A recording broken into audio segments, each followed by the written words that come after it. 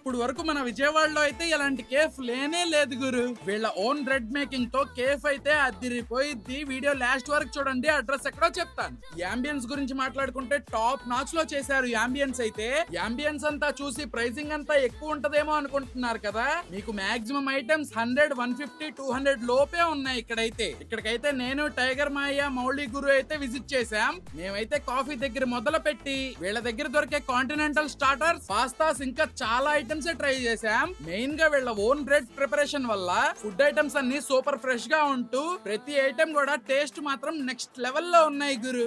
అసలు విషయం చెప్పడం మర్చిపోయా, ఈ కేఫ్ వచ్చేసరికి 100% ప్యూర్ వెజ్ కేఫ్ గురు. ఇంకొక విషయం ఏంటంటే డిఫరెంట్ టైప్ ఆఫ్ సిట్టింగ్స్ తో స్మోక్ జోన్ సిట్టింగ్ కూడా అవైలబుల్ గా ఉంది ఇక్కడైతే. మరి ఈ లొకేషన్ వచ్చేసరికి మన ఫన్ టైమ్స్ క్లబ్ రోడ్ లో బ్రియాన్స్ ది బేక్ హౌస్ అని ఉంటది, చూసుకోండి ఒకసారి. మీ ఫ్రెండ్స్ లో వెజ్ తినే ఫ్రెండ్ ని ట్యాగ్ చేయడం మాత్రం మర్చిపోమాకండి. మరి ఇలాంటి మరెన్నో వీడియోస్ కోసం